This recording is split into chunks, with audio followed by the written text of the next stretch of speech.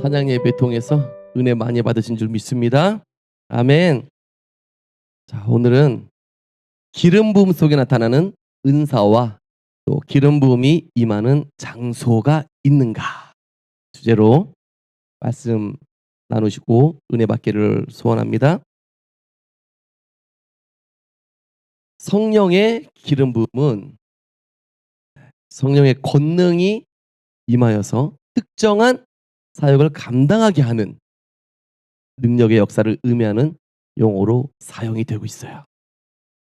성경적 관점에서 성령의 기름 부음을 받았을 때 혹은 성령으로 충만할 때 나타나는 중요한 현상 중 하나는 교회의 덕을 세우고 또 봉사하도록 하나님께서 주시는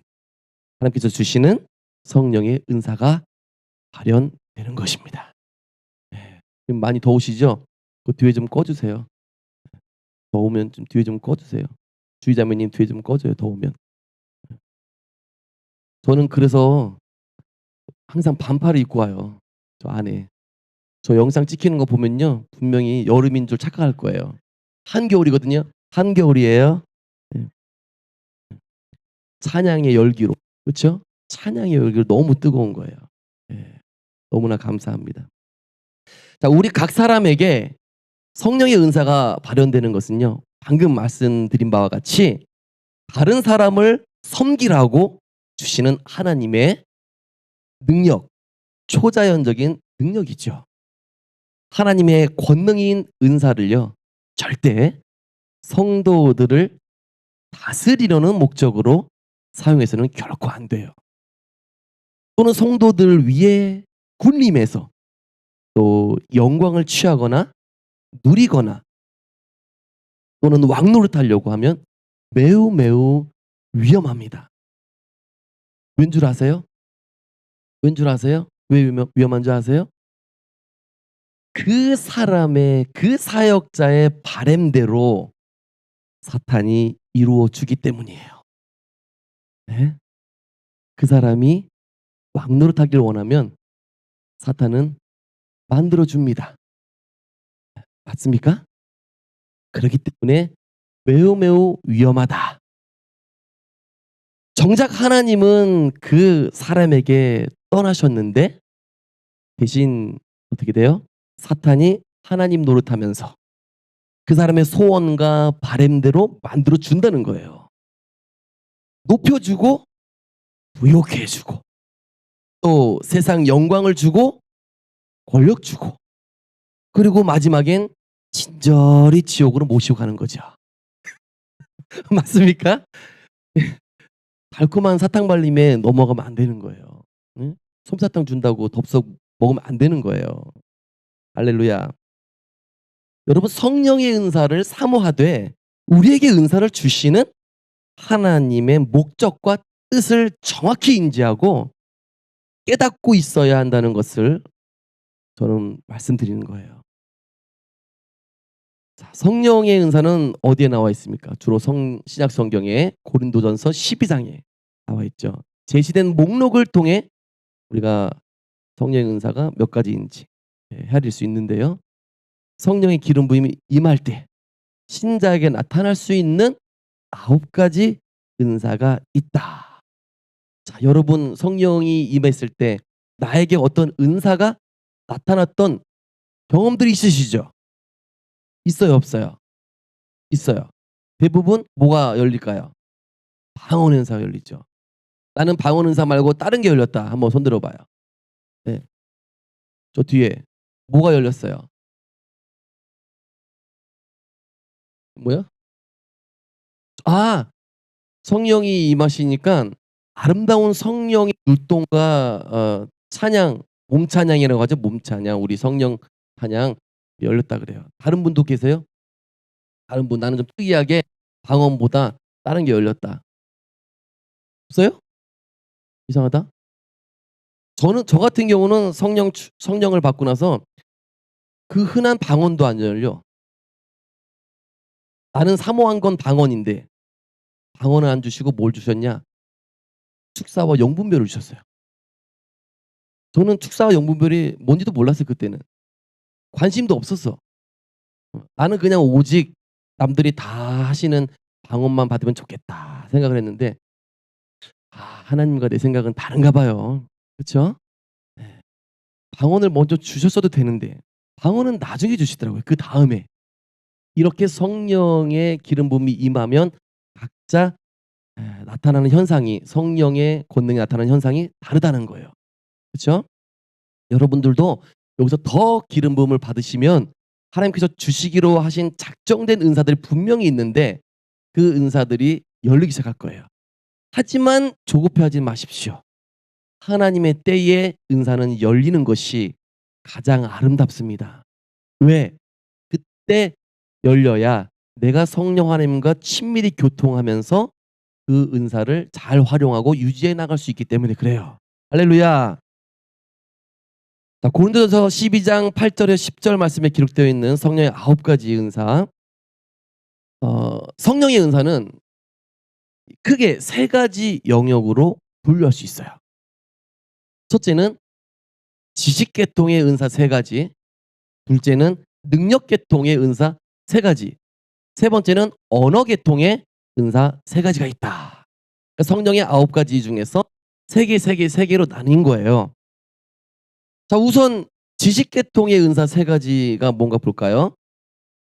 첫째가 지혜의 말씀, 지혜의 말씀 은사. 그리고 둘째가 지식의 말씀의 은사. 그리고 세 번째가 영들 분별함의 은사예요. 지혜의 은사는 간략하게 설명하면 뭘까요? 특정 상황에서 하나님의 뜻과 해결책을 인간의 능력이 아닌 하나님의 능력, 초자연적으로 깨닫게 되고 선포하는 능력을 얘기하는 거예요. 그리고 지식의 말씀 연사는 이전에 제가 분명히 우리 기도원에서 설교를 했죠. 알 수 없는 정보나 상황들, 심지어 과거, 현재, 미래를 초자연적으로 아는 능력이다. 이렇게 말씀드렸어요. 갖고 싶으세요? 갖고 싶으면 500원. 네, 네. 저는 못 주고요. 예, 아버지께 달라고 하세요. 자, 세 번째는 영들 분별함이에요. 영적 영역에서 활동하는 영들의 모든 정체. 그렇죠? 성령인 것이냐, 악령인 것이냐, 악령에서도 사탄이냐, 귀신의 영이냐, 그리고 인간의 영이냐, 이것을 식별하는 능력이 영들 분별함이에요. 자, 오늘 이 3가지 은사 가운데 특별히 지혜의 말씀의 은사에 관하여 조금 더 말씀드리길 원해요. 말씀에 나오는 지혜의 말씀의 은사의 지혜는요, 헬라어로 소피아라고 하는데요. 이것은 단순한 지식이 아닙니다. 사람의 관점과 시선이 아니고요. 하나님의 관점에서 사물을 꿰뚫어 보는 통찰을 말한다. 이렇게 말씀드릴 수 있어요. 한 문장으로 말을 한다면 인간의 계산이나 또는 경험으로는 알 수 없는 상황에서요.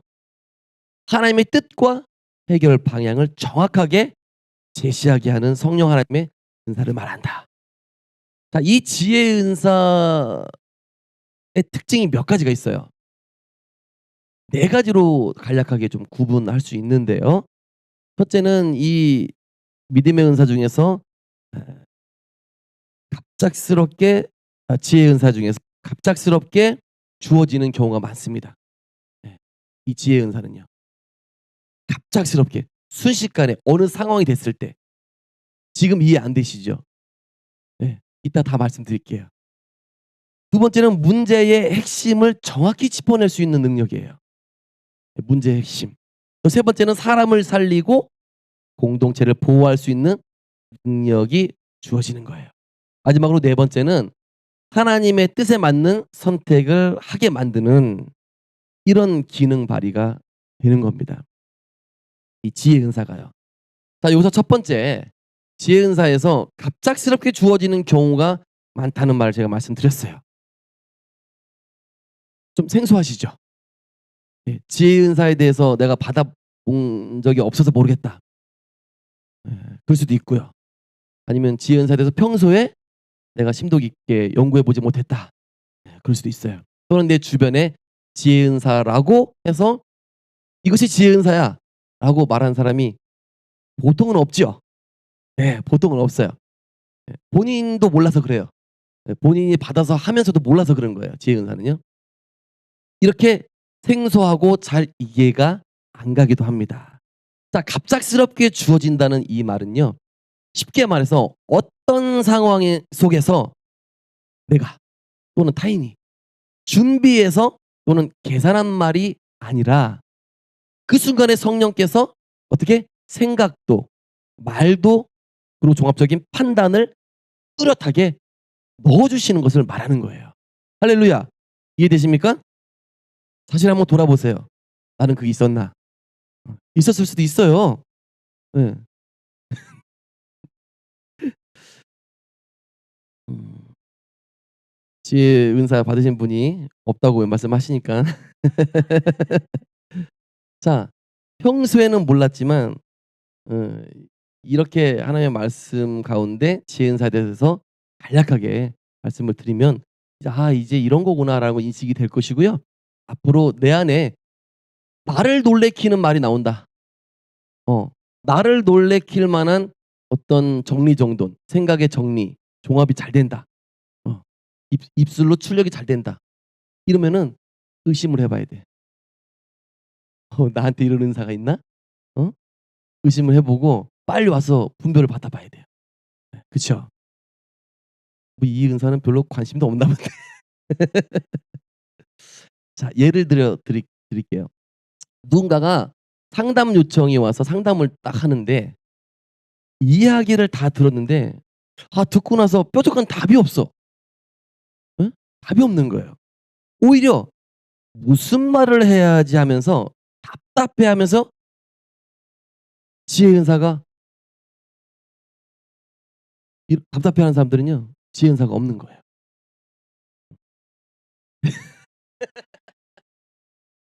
반대로 입을 여는 순간 내가 미리 생각하지 않은 말이 나와요. 순간. 그리고 내가 평소에 쓰지 않는 단어. 내가 평소에 쓰지 않는 단어예요. 이런 것들이 갑자기 나오기 시작해. 내가 갑자기 박사가 된 기분이야. 예. 전문 상담사가 된 기분이야. 이렇게 느낄 수 있다는 거예요. 근데 지혜 은사가 임하면 답답하지가 않고 시원하게 상담을 해줄 수 있다. 내가 만약에 그렇게 한 경험이 있다라고 한다면 지혜 은사가 있다는 겁니다. 자, 상대방과 상담을 하고 있는데 상대의 핵심 문제를 정확하게 파악을 한다거나 또는 상담 중에 어떤 회복되는 방향으로 인도가 될 때 또는 상담한 나 자신도 아까 말씀드렸듯이 '아 내가 이런 말을 했나. 내 입에서 어떻게 이런 지혜로운 말이 나오나.'라고 싶은 경우가 있다면 지혜 은사가 충분히 발휘되고 있다라고 보셔야 되는 거예요. 내가 몰라도 내가 이렇게 한번 거꾸로 확인해 볼 수 있다는 거죠. 조금만 더 구체적으로 말씀드리면요. 상담 중간중간에 하나님의 말씀이 하나님 말씀이 나도 모르게 불쑥불쑥 생각이 나서 말을 했는데 너무나 적절한 성경 말씀인 거예요. 자기가 생각해도 너무 놀라운 거예요. '내가 이런 말씀을 알고 있었나. 다 까먹고 있었는데.' 자, 어떻게 그런 딱 맞는 적절한 성경 말씀을 들어서 설명을 했을까? 자기 자신도 매우 신기해 여길 수 있다는 겁니다. 평소에 내 능력 밖의 말들이 나오는 경우가 많다는 거예요. 자, 그렇다면 과연 성경에서 어떤 말씀이 지혜의 은사가 임했을 때 갑작스럽게 주어지는 경우에 해당됐는지를 한번 찾아봤어요. 근거를 찾아보니까 마태복음 10장 19절에서 20절 말씀입니다. 다 같이 읽겠습니다. 시작. 너희를 넘겨줄 때에 어떻게 또는 무엇을 말할까 염려하지 말라. 그때에 너희에게 할 말을 주시리니 말하는 이가 너희가 아니라 너희 속에서 말씀하시는 너희 아버지의 성령이시니라. 아멘. 답이 나와 있죠. 이 말씀이 바로 짝스럽게 주어지는 경우가 되어지는 거예요. 예수님이 아시고 그렇게 말씀하신 거예요. 지혜를 말씀하신 구절인 겁니다.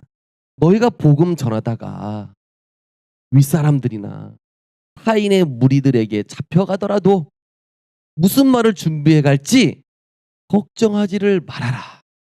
너희에게 지혜의 은사를 줄 거야. 이런 뜻인 거예요.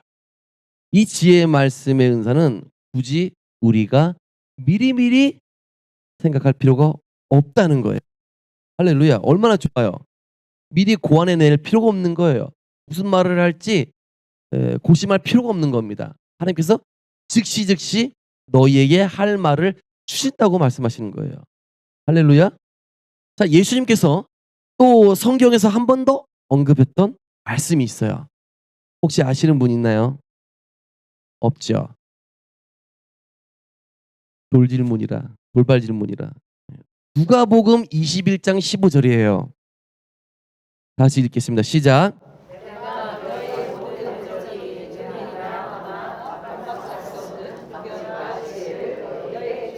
아멘. 자, 하나님의 복음을 무시하고 말로 아무리 회방한다고 해도 걱정할 필요 없다 얘들아. 저들이 한마디도 못하도록 너희에게 말 잘하는 능력인 지혜의 말씀 연사를 줄 거야. 이렇게 말씀하고 계신 거예요. 저는 받았어요. 저는 받았기 때문에 말씀을 읽을 때 말씀으로 주셨기 때문에 제가 몇 년, 몇 월, 며칠, 몇 시, 무슨 요일 받았다. 이렇게 성경이 기록돼 있어요. 네. 이것이 지금 이 구변력이 발휘되고 있는지 안 되는지는 모르겠습니다만 분명히 주셨고 저는 받은 줄로 믿습니다. 이런 대신 이제 저는 이런 상황이 오질 않기를 미리 바라고 있는 거예요. 예. 와 가지고 괜히 논쟁하려고 하고 시비 걸려고 하고 뭐 "교단이 어디니? 또 성경 말씀을 가지고 한번 싸워 보자." 어? 이렇게 나오면 안 하고 싶어요. 못해서가 아니라 옳지 않은 거죠.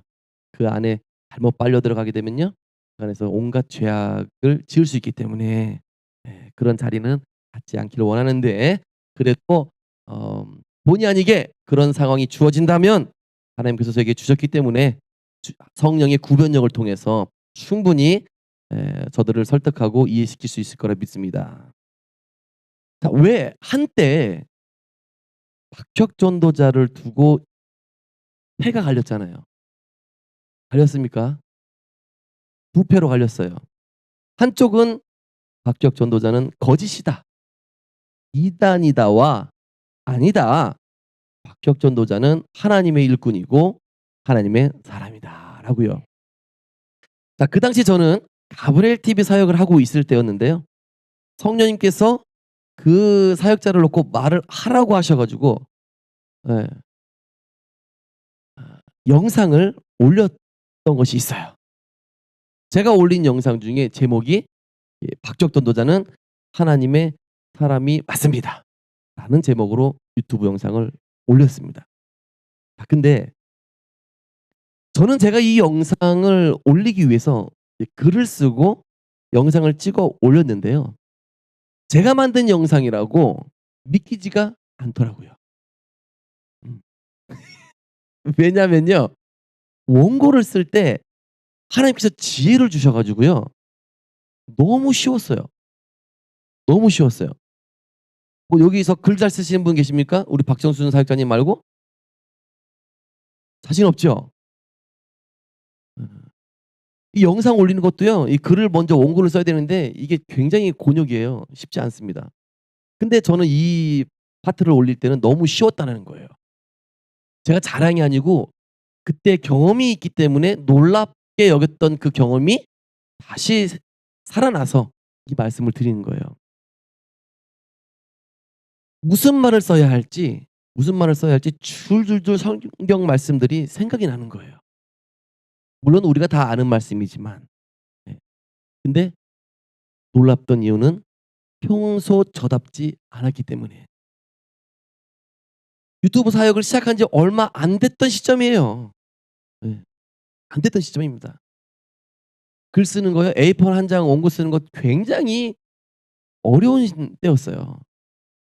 근데 제가 무슨 의협심이 발동해 가지고 한 것도 아니고 하나님께서 쓰라고 해서 작성을 하기 시작했는데 여기서는 저 성경 말씀이 생각나고 저기서는 저 성경 말씀이 생각나고 너무나 감사하게도 하나님께서 다 가르쳐 주셔 가지고 그거 그냥 성경책 찾아 가지고 기록만 한 거예요.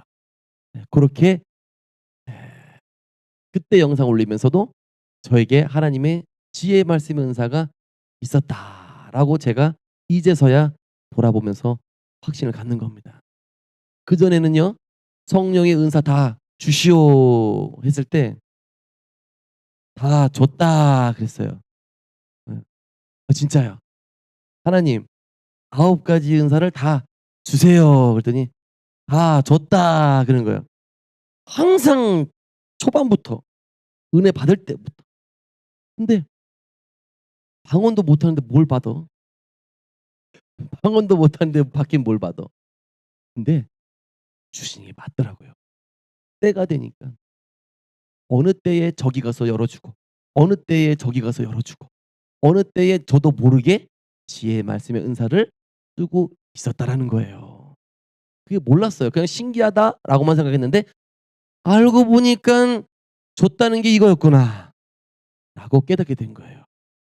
여러분 저의 과거를 알면은 뒤집어져요. 놀랍니다 아주.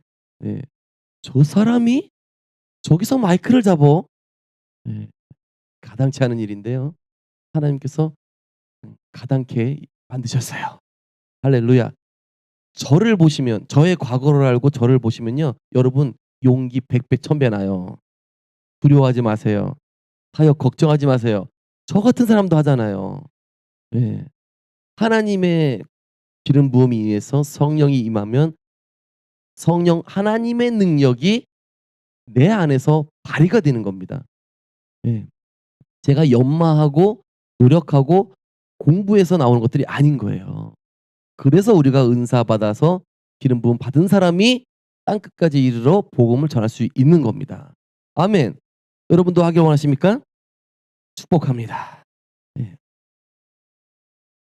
이렇게 박격 전도자를 결론적으로 이단이라고 말하는 사람들의 말들에 반박할 수 있는 구변력이 막 일어나더라고요. 그러면서 내 안에서 동시에 어떤 일이 있었냐? 하나님께서 주시는 만족감 같은 그런 감정이 일어나더라고요. 마치 제 감정이 아닌데 성령 하나님의 감정. 아마도 하나님의 마음을 대변함으로 인해 가지고 하나님의 마음을 시원케 했기 때문에 이런 마음을 느끼게 해 주신 것이 아닐까 생각을 하게 됩니다. 자 그러나 여러분 오해하시면 안 되는 게 있어요. 구변력이라고 해 가지고요. 상대방과 쟁론하는 것을 말하는 것은 아니에요. 예. 또 말싸움을 해 가지고 이기는 행위 그런 것 더더욱 아닙니다. 하나님께서 주시는 지혜로운 말로 상대방의 모든 이론과 말을 사랑과 겸손을 바탕으로 제어해 버리는 것을 뜻하는 거예요. 이해되셨습니까? 절대 싸우는 게 아니에요. 예. 싸우는 자리다 싶으면은 그 자리를 빨리 피하는 것이 성경적인 거예요. 말씀적인 겁니다. 할렐루야. 자, 지혜의 말씀 은사는요. 이렇게 역사되어지기도 합니다. 직장이나 교회나 가정에서 갈등이 발생했을 때 우리가 모여 가지고 말을 하는데 말이 많아질수록 해결되기는커녕 꼬이는 경우가 있어요. 그쵸? 그런데 누군가가 혹은 내 자신이 아주 짧은 한 문장을 딱 말했는데 그 순간 모든 사람의 감정이 차분히 가라앉고 그쵸? 논쟁의 방향이 원점으로 바뀌어 버립니다. 마지막 결정의 기준이 쉽게 정리가 되는 경우들. 사실 이건 세상에서 말하는 논리력과 좀 비슷하지만 아니고요. 하나님의 관점을 순간적으로 제시하는 지혜의 은사. 지혜의 은사인 거예요. 한 가지 더 말씀드리면요. 이런 경우도 그러합니다. 어떤 선택의 기로에 섰어요. 이유는 모르지만 이건 아니다. 가 분명해질 때도 또 지혜의 은사로 나타나는 현상인 겁니다. 조건은 참 좋아 보여. 사람들도 다 찬성하고 논리적으로 반대할 이유가 전혀 없어요. 그런데 마음 깊은 곳에 또렷한 경고가 올라와요. 지금은 아니다. 이것을 선택하면 이 길은 결국 분열을 낳는다. 와 같은 음성을 듣게 됩니다. 비록 상황 설명은 안 돼요. 이런 상황들이. 설명은 안 되지만 마음이 불편하거나 또는 평강이 사라지거나 이것을 선택하면은 불안이 올라오는데 그의 반대로 평안이 있을 때 이때도 지혜의 은사가 내게서 나타나고 있다. 또는 누군가에게 나타나고 있다. 저 사람은 지혜의 은사가 있는 것 같아. 방향 제시를 잘해. 지혜의 은사의 말씀의 기능에는 이렇게 방향 제시를 해주는 기능이 있다라는 겁니다. 어디에 있냐? 이사야에 있다. 30장 21절. 다 같이 읽겠습니다. 시작.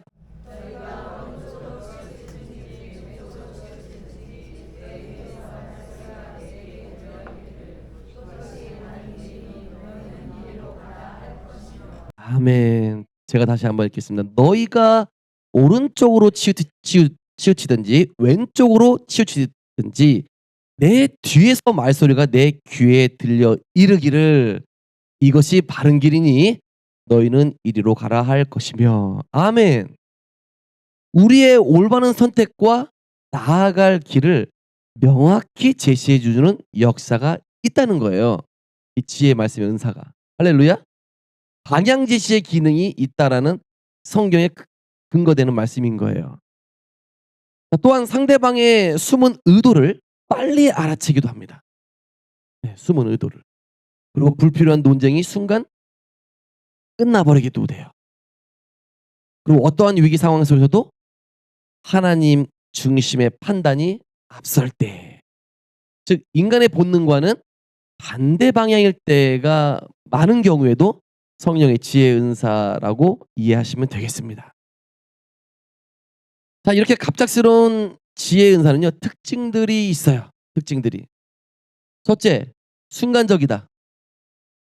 둘째, 핵심만 콕 찌른다.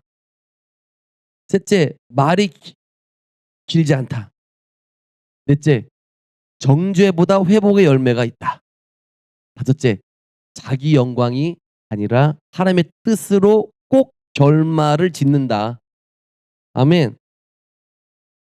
그리고 마지막으로 말한 사람 자신도 놀랜다. 놀랜다. 그렇지만 갑작스럽다고 해서 아무 생각 없이 말을 해도 된다는 뜻은 결코 아니에요. 기준이 있습니다. 기준이요.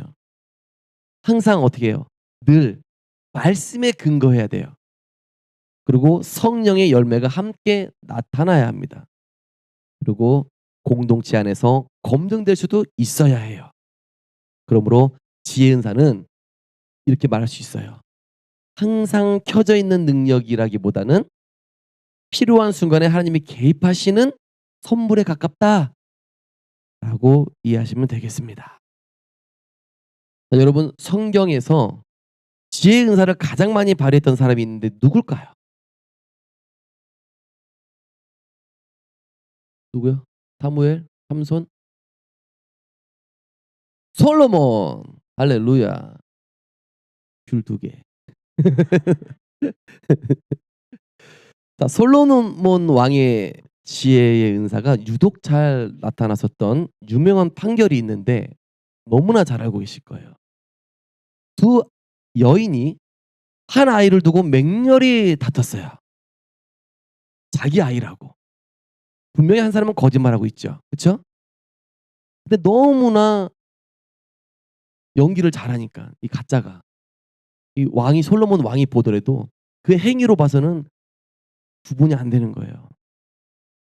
그런데 아무도 생각할 수 없는 지혜로 성령 하나님께서 주시는 지혜로 솔로몬은 이렇게 얘기를 합니다. "아이를 반으로 나눠서 줘라." 자, 아이를 진짜 죽이려는 판결이었나요? 그렇진 않죠. 근데 친엄마는 진짜 죽인다고 생각했어요. 진짜 죽인다고. 그래서 어떻게 돼요? 발을 동동 구리죠. 네. 어떻게 내 눈앞에서 내 친아들을 자녀를 반으로 가르는데 "그렇게 하세요." 할 사람이 어디 있어요. 그쵸? 이렇게 솔로몬 왕이 얘기한 이유는요. 진짜 어머니의 마음을 드러내게 하려고 하는, 누가 어머니인지, 예, 어머니의 마음을 드러내려고 하는 지혜의 말씀이었던 거예요. 할렐루야. 이것이 바로 지혜의 말씀의 은사다. 정보는 부족합니다. 정보가 없었죠. 그 주장만 있을 뿐이죠. 근데 하나님의 지혜가 순간적으로 임하니까 솔로몬도 고민하다가 '아하! 이거다.' 하고 판결을 내린 거예요. 그래서 어떻게 됩니까? 진실이 드러나게 되죠. 결국은 진실이 드러나고 결국은 친부모를, 친엄마를 찾게 된 거예요. 이것이 만약에 우리나라의 법 체계처럼 '증거 없이는 처벌할 수 없다.'라는 주의였으면 아마 이 솔로몬도 이렇게 판결 못 했을 거예요. 예. 정말 엄마를 찾지 못했을 거예요. 그때 당시에는 뭐가 있습니까? DNA 검사가 있습니까? 뭐가 있습니까? 없죠. 아니면 자라봐야지 또. 자라봐야 누굴 닮았나 그때 가야 알 수 있는 거 아니에요. 예. 하지만 이렇게 정보가 없는데도 하나님의 지혜가 임하니까 놀랍게 판결을 할 수 있었다는 거예요. 아멘. 우리에게도 이런 지혜 말씀 은사가 있기를 주님으로 축원합니다. 아멘. 또 지혜의 말씀의 은사는 이런 특이한 특징도 있습니다. 자, 어느 편도 들지 않으면서도 진리를 선포하게 되고요. 상대의 의도를 무력화할 수 있게 되어져요. 어디에 나와 있냐? 마태복음 22장 15절에서 21절 말씀에 제가 읽겠습니다. "가이사에게 세금을 바치는 것이 옳으니까?" 라는 정치적인 함정이 있는 질문에 주님께서 대답하시기를 "가이사의 것은 가이사에게, 하나님의 것은 하나님께 바쳐라." 라고 하셨던 이 말씀도 순간 인간의 지혜나 단순한 말재주가 아닌 거예요. 아멘. 성령의 지혜의 은사가 작동한 대표적인 장면이었던 겁니다. 우리도 이런 지혜가 성령이 임하면 이런 지혜의 말씀이 툭 나올 수 있어요.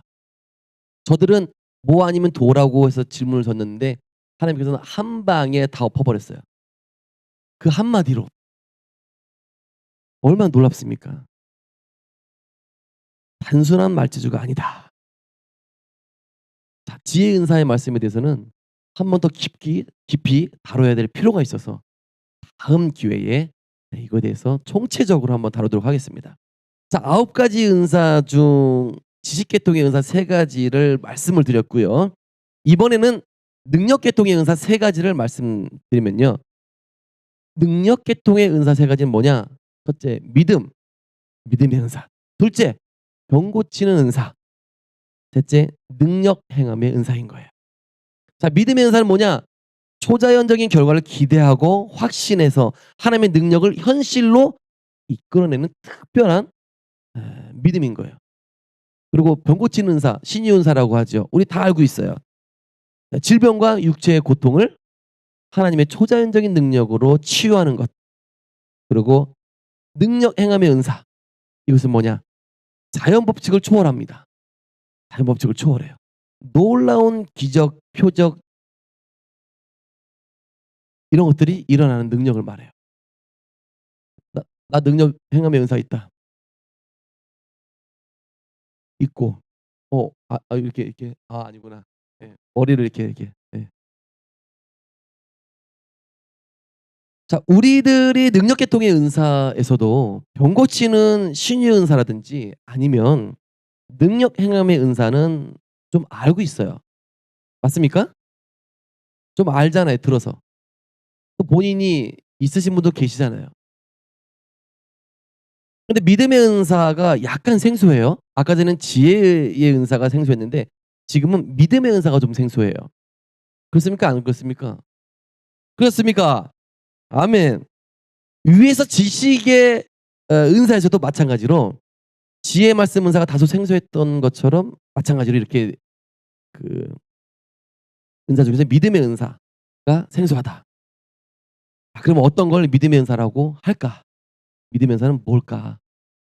고린도전서 12장 9절에 이렇게 나와 있죠. 어떤 얘기는 성령으로 말미암아 믿음을, 어떤 얘기는 한 성령으로 병 고치는 은사를 주시나니. 자, 여기서 말하는 믿음의 은사는요, 모든 성도가 갖는 구원의 믿음이나 또는 일상적인 신뢰의 믿음과는 다른 차원의 믿음이에요.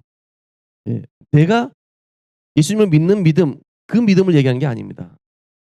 믿음의 은사는요, 하나님께서 특정한 상황에서 인간적으로는 불가능해 보이는 일에 대해서 조금도 흔들리지 않는 확신을 성령으로 부어주시는 것을 말하는 겁니다. 자, 이를테면 되겠지가 아니에요. 되겠지가. 아, 되겠지. 되길 바래. 됐으면 좋겠다. 그게 아니고요. 하나님이 하신다. 끝났다. 할렐루야. 나는 내적 확신적인 믿음인 거예요. 할렐루야. 여러분, 이 은사는요, 단순히 의지나 긍정 마인드에서 오는 게 아닙니다. 오해 없으시길 바래요. 성령의 주권적인 역사로 순간적으로 주어지는 경우가 많습니다. 마치 아까 전에 지혜 은사처럼 그런 패턴으로, 네, 순간적으로 주시는 거예요. 자, 그러면 성경 속의 실제 예를 또 한번 찾아볼게요. 자, 엘리야 선지자가 아합과 이세벨의 죄악으로 인해 가지고 아합 왕에게 비 오지 않을 것이라고 선포한 말씀이 있어요, 없어요? 예, 열왕기상 17장 1절입니다. 다 같이 읽겠습니다. 시작. 길라스에 우거하는 자 중에 디셉 사람 엘리야가 아합에게 말하되 내가 섬기는 이스라엘의 하나님 여호와께서 살아계심을 두고 맹세하노니 내 말이 없으면 수년 동안 비도 이슬도 있지 아니하리라 하니라. 아멘. 엘리야가 기도하고 선포한 이 말은 아마 비가 안 올 것, 아마 안 내릴 걸? 이라고 가정용으로 말한 게 아니에요.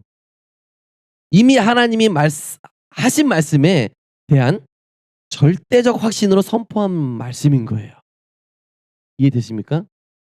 이것이 믿음의 은사가 사용되어진 한 사례이고요. 또 사자굴 앞에서도 흔들리지 않았던 다니엘도 믿음의 은사가 나타났던 사례 중에 하나예요. 다니엘서 6장에 죽음이 확정된 재판 결과에도 다니엘은 어떻게 했습니까? 절대 변명하려고 하지 않았어요. 맞습니까? 두려워하지도 않았어요. 타협은 더더욱 없었습니다. 다니엘은 왕의 조서가 내려왔음에도 불구하고 어떻게 했어요? 평소처럼 하루에 3번씩 기도를 단행했어요. 어떻게 될 줄도 알면서도 기도하는 모습이 발각되면 분명히 죽을 거를 알았습니다. 자, 결론적으로 핵심은 다니엘이 사자굴 앞에서도 무너지지 않는 담대함을 가졌던 이 모습이에요. 이 담대한 모습이 바로 어디서 오느냐?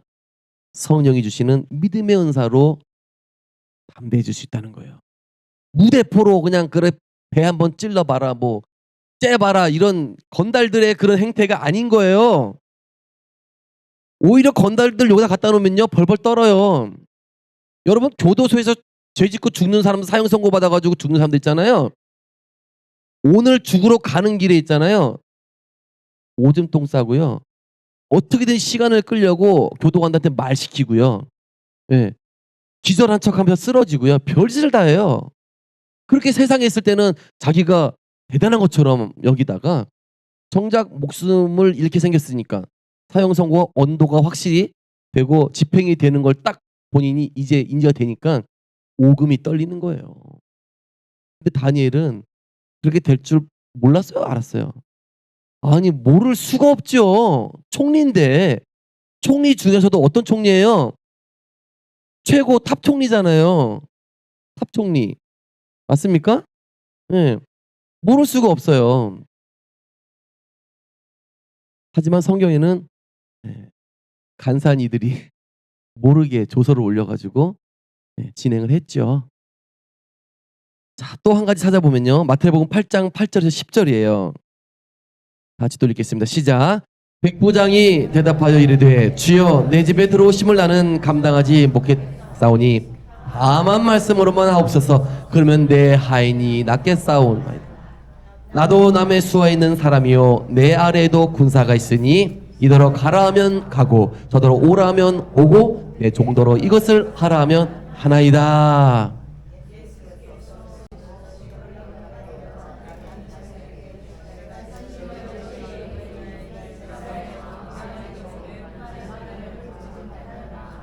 아멘. 자, 백부장의 고백. 말씀만 하옵소서. 이 고백이 은사적 차원의 믿음이었다는 거예요. 말씀만 하옵소서. 말씀만. 그러면 내 하인이 낫겠사옵나이다. 예수님이 놀라셨고 결과적으로 문제가 어떻게 되었어요? 해결됐죠. 백부장의 소원이 이루어졌어요.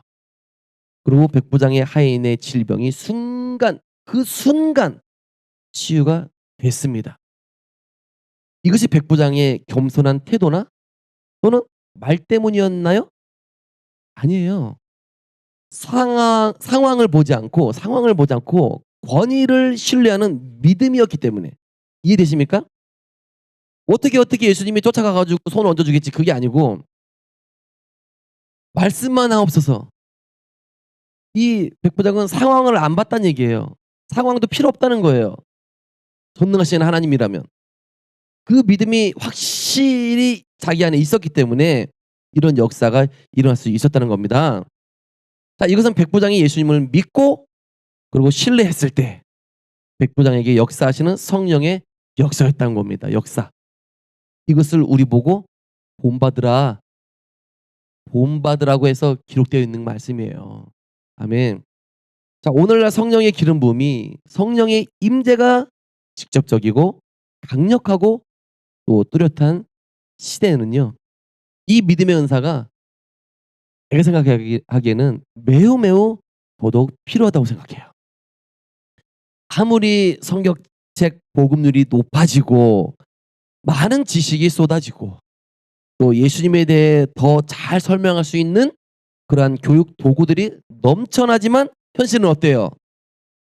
현실은 어떻습니까? 지식 습득과 교육 환경은 너무도 좋아졌지만 이상하게 자라나는 아이들은 가면 갈수록 더 복음과 멀어지고 있어요. 아무리 복음을 들려줘도 믿음이 마치 가시덤불 그늘에서 자라는 것처럼 자라지 못합니다. 싹은 나는데 자라지 못해요. 왜? 하나님의 빛이 가려지는 거예요. 빛이 가려져. 그래서 어떻게 돼요? 우리가 아기 때는 애들이 힘이 없어. 그래서 따라와. 근데 이제 어느 정도 딱 되면 어떻게 돼요? 안 따라오잖아. 그 위에 뭐가 있어서? 가시덤불이 덮여가지고 더 이상 하나님의 말씀이 아무리 빛으로 비춰줘도 그들이 그 영양분을 못 받는 거예요. 그래서 하나님을 떠나게 된다는 거죠. 그래서 제가 볼 때는 믿음의 은사는 지금 굉장히 필요한 시대다.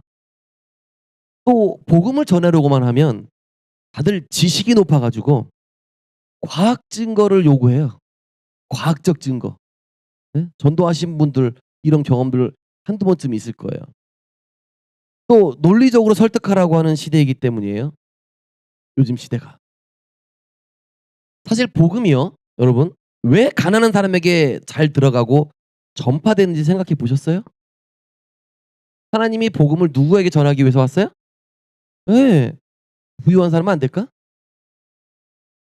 근데 유독 가난한 자에게 복음으로 부요하게 만들기 위해서 오셨다. 이렇게 말씀하셨잖아요. 자, 우리가 흔히 "부자는 예수님 믿기가 어려워."라고 말씀들 하잖아요.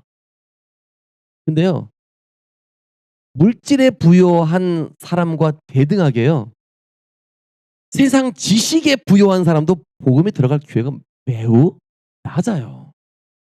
할렐루야. 이제는 부자만 보지 마요. 복음 안 들어가면 너 똑똑한 사람인가? 지식이 많은 사람인가? 이렇게 한번 보시는 거예요, 다른 각도로. 사도 바울은 예수님을 만나고요, 회심한 후에 이런 진실된 고백을 했습니다. 빌립보서 3장 8 절이에요. 또한 모든 것을 해로 여김은 내 주 그리스도 예수를 아는 지식이 가장 고상하기 때문이라. 내가 그를 위하여 모든 것을 잃어버리고 뭘로? 배설물로 여김은 그리스도를 얻고. 할렐루야. 자, 지금은 거의 교육의 기회가 평등해졌지만요, 옛 과거만 하더라도요, 가난한 사람은 부유한 사람들에 비해서 교육을 잘 못 받았습니다. 맞죠? 네. 부유한 집안에서 자란 사람은요, 머리에 과학적 이론, 물리적인 이론, 역사 이론, 도덕과 윤리 이론 등등 지식이 꽉 차 있는 반면에, 가난해서 못 배운 사람은 어때요? 상대적으로 머리와 마음속이 비워져 있다는 거예요. 웃을 일이 아닌데. 여러분, 생각해 봅시다 그러면. 어느 쪽 사람에게 복음이 더 잘 들어가겠습니까? 그죠? 그 이상한 생각하면 안 돼요. 예, 뭐 골빈 이렇게 생각하면 안 돼요. 지식으로, 세상 지식으로 꽉 차 있는 사람보다도 있잖아요, 가난해서 비록 내가 고등학력이 안 되고 대학의 지식을 습득하지 못했지만 오히려 그런 분들이 예수님을 잘 믿더라라는 증거가 70 년, 80 년, 90 년도에 있었어요. 우리의 할머니는요, 글을 못 읽었어요.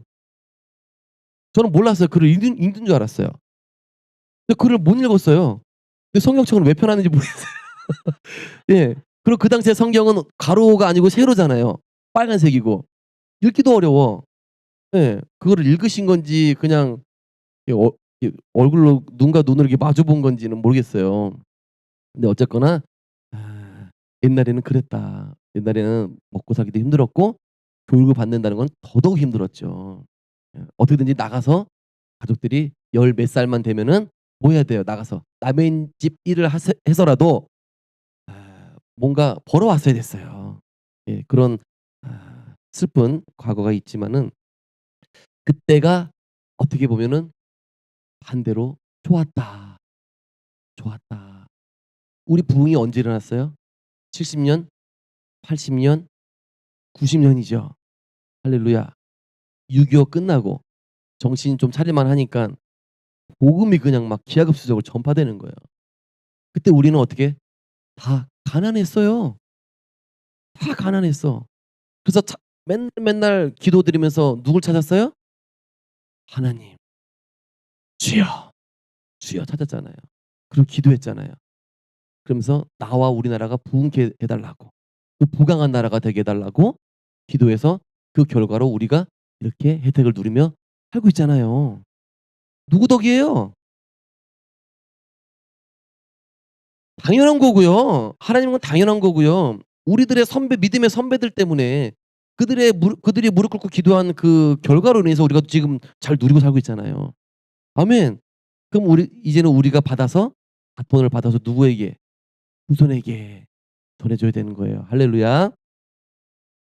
여러분, 조금 내가 학력이 미달되고 다른 사람보다 지식이 좀 부족해도 괜찮아요. 정말 괜찮습니다. 그 안에 하나님을 아는 지식으로 꽉 채우면요, 세상 부러울 게 없어. 이거를 알란가 몰라. 부러운 게 없다니깐요. 할렐루야. 사도 바울이 고백했잖아요. 사도행전 17장 18절에. 다 같이 읽겠습니다. 시작.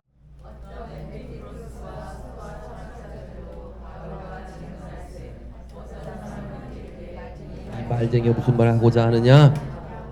어떤 사람들이 대해 이방신들을 전하는 사람인가 보다 하니 이는 바울이 예수와 부활을 전하기 때문이로라. 맞아요. 우리가 진화론을 신봉하는 과학자들 앞에서 복음을 전한다고 생각해 보세요. 맹신하는 분들한테 진화론을. 복음이 순순히 들어갈까요? 받아들여질까요? 아니요. 오히려 논쟁과 쟁론이 난무할 가능성이 훨씬 더 많습니다. 뿐만 아니고요. 성경 지식이 많다고 해서요. 반대로 신학을 공부했다고 해서 믿음이 좋다? 믿음이 잘한다? 믿음이 다른 사람보다 뛰어나다? 이것도 아니에요. 여러분, 복음은요. 지식으로 습득해서 내 것이 되는 것이 아니고요. 복음은 마음으로 듣고 마음으로 믿을 때 내 것이 되는 거예요. 아멘. 접근 방식과 습득 방식의 차원이 달라요, 차원이. 할렐루야. 저는 앞으로 시대가 흘러가면 갈수록 메마르고 이 강팍해질 것이 분명한데요, 이 시대가. 다시 초대교회 때처럼 성령의 역사하심이 강력해지고 많아지는 세상으로 돌아가야 한다고 믿는 사람 중에 한 사람이에요. 아멘. 자, 그러므로 믿음의 은사는 우리 모두에게 주어져야 하는 은사다. 우리가 깨끗한 마음으로 믿음의 은사를 소망하고 또 바라는 이유는 한 가지잖아요. 뭐예요? 결과적으로 예수 그리스도를 증거하기 위해서. 아멘. 자, 모든 은사 가운데 성령의 역사하심은요. 믿음에 기초하고 있다는 것을 깨닫기를 원합니다. 맞습니까? 모든 은사, 모든 하나님의 일에 있어서 믿음에 기초한다는 거. 모든 믿는 자들에게 뭐가 따릅니까? 표적이 따른다. 어디 나와 있어요? 마가복음 16장 17절 말씀이에요. 교회 다니는 사람들에게 믿음이 따른다가 아니고 믿는 자들에게예요. 이 믿음이 있는 자들에게. 자, 그렇다면 좀 더 나아가서 믿음의 은사가 내게 있다는 것을 어떻게 또 알 수 있겠냐? 어떤 성도가 병이 심하게 들었어. 근데 의사가 의료적으로 회복 불가능하다고 상황을 딱 설명을 했어요. 판정을 했어. 회복 가능성이 없습니다. 그런데 가족 모두 다 절망하고 있는 상황인데 어떤 성도가 따다단 나타났어요. 이건 하나님이 하실 일입니다. 걱정하지 마세요. 라고 믿음의 말을 했다. 그리고 결과적으로 실제로 이런 치유가 일어났다. 네? 이런 기도 해보신 적 있어요? 아니요? 누가 있어요? 할렐루야. 영성은 우리 목사님께서. 할렐루야. 자, 이 믿음의 말은요. 병문안 가가지고 단순히 감정적으로 위로하는 게 아니에요. 예. 위로하는 게 아닙니다. 근거 없는 맹목적인 낙관도 아니에요. 낙관적인 말이 아니라는 거죠. 이상할 정도로 이 말을 한 사람에게는 평안이 있어요. 그리고 확신이 있습니다. 왜? 하나님께서 하겠다는 말씀을 들었으니까. 본인이 하나요? 본인은 상관없어요. 본인이 들었기 때문에 이렇게 확신 있게 말을 할 수 있다는 거예요. 이런 믿음의 은사가 일어난다는 거죠. 자, 믿음의 은사는 방언과 같이 항상 발휘될 수 있는 것이 아니에요. 아까 말씀드렸죠. 지혜의 은사처럼. 이것도 기억을 하고 계셔야 되는 거예요. 이걸 왜 기억해야 되냐? 중요합니다. 이것은 순간에 주어지는 은사이기 때문에 내가 믿음이 있다고 또는 내가 그냥 믿는다고 무턱대고 아픈 사람에게 내가 기도해 주면 나을 거야. 그러니 믿음으로 병원 가지 마. 하나님께서 치유해 줄 때까지 믿음으로 버텨. 라고 하면 안 되는 거예요. 그러다 많은 사람 죽습니다. 많은 사람 데려가는 거예요. 하나님께서 역사하시려고 한다면 기도해 주는 사역자에게 분명히 하나님께서는 신호를 주실 거예요. 그 은사가 있는 사람에게는 분명히 그 은사를 가지고 있는 사람만이 성령 하나님의 신호를 알아요. 네. 그러고 나서 이런 믿음이 확 일어나서 믿음의 선포가 일어날 수 있다는 거예요. 아셨죠? 무턱대고 믿음의 은사 나도 있어 해 가지고 병원 다니면서 치유될 거야 하고 그다음 날 돌아가시면 큰일 나는 거예요. 그다음 날 돌아가시면 기도해서 죽었다고 이렇게 오해받을 수 있어요. 예. 자, 믿음의 은사가 임할 때 나타나는 특징은요. 환경보다 말씀이 하나님의 말씀이 크게 들리기 시작합니다. 하나님의 말씀. 그래서 그 사역자는요. 어 연민도 연민이지만 하나님 말씀에 집중해요, 그 순간. 그 순간 기도한다는 얘기죠. 그리고 응답을 받아낸다는 얘기예요. 할렐루야. 어떠한 부정적인 소리도 들리지 않게 돼요. 둘째는 설명할 수 없는 평안이 있다라고 말씀드렸어요. 하나님께서 하실 것이 확실하기 때문에 불안하지도 않아요. 조급하지도 않고요. 평화 그 자체가 됩니다. 그리고 다른 사람의 믿음까지도 일으키는 역사가 일어나요. 하나님께서 하실 거야. 그러면 네가 뭔데? 그게 아니고 하나님께서 하실 거야. 믿어. 이렇게 되는 거예요. 할렐루야. 결과를 이미 본 것 같은 확신 이와 같은 거예요. 그렇기 때문에 두려움도 없고요. 불안도 없고요. 조급함도 더더욱 없게 됩니다. 자, 결과적으로 믿음의 은사란 하나님이 이미 하실 일을 미리 보게 하시는 성령의 확신이다 라고 이해하시면 되는 거예요. 할렐루야. 무턱대고 믿음이 아니에요. 네, 조심하셔야 돼요. 성령의 9가지 은사 중에 자, 이번에 언어 계통의 은사 3가지. 무엇이 남았습니까?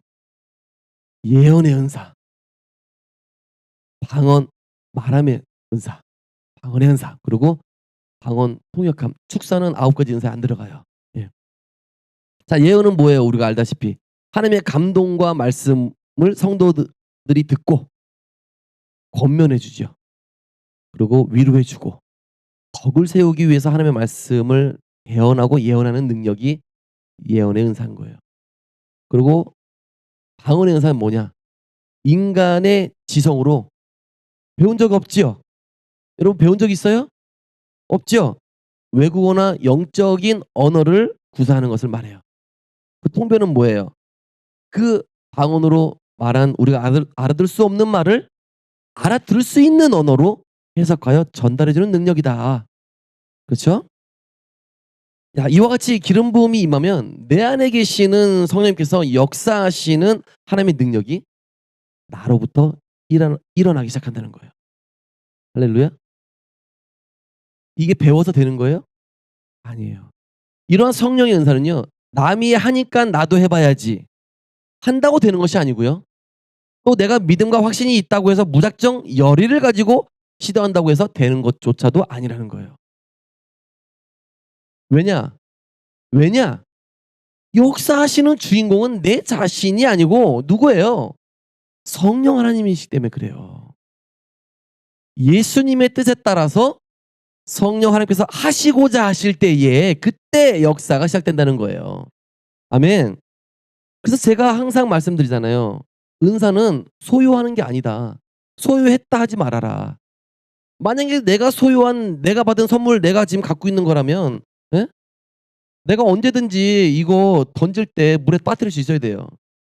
그쵸? 근데 돼요, 안 돼요? 기도 한두 번, 10번쯤 해 봤잖아요, 여러분. 예? 주변 사람들 놓고 이렇게 저렇게 해 봤잖아요. 돼요, 안 돼요? 안 되잖아요. 왜? 내 건데 왜 안 돼? 내가 받았는데? 나 이 은사 받았는데? 아니라는 거예요, 여러분. 내 거면 내 뜻대로 돼야 된다는 거예요. 근데 주여 주여 하는 자마다 천국에 못 가죠? 누구 뜻대로 해야 돼요? 하나님 뜻대로. 고로 성령의 은사는 하나님의 뜻대로 주님의 뜻대로 성령님께서 집행하시는 거예요. 그 집행하는 과정에 쓰임 받는 도구가 우리들인 거죠. 할렐루야. 그러므로 기억해야 될 것은요. 은사는 사람이 소유할 수 있는 소유의 개념이 아닌 거예요.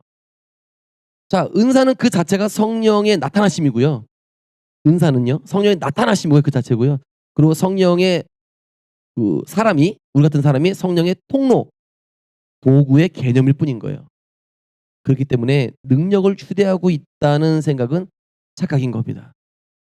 언제든지 성령 하나님께서 사람을 통해서, 우리를 통해서, 우리 같은 사역자를 통해서 일하실 수 있도록 우리는 뭐만 하면 돼요? 거룩한 모습으로 늘 준비되어 있기만 하면 된다는 거예요.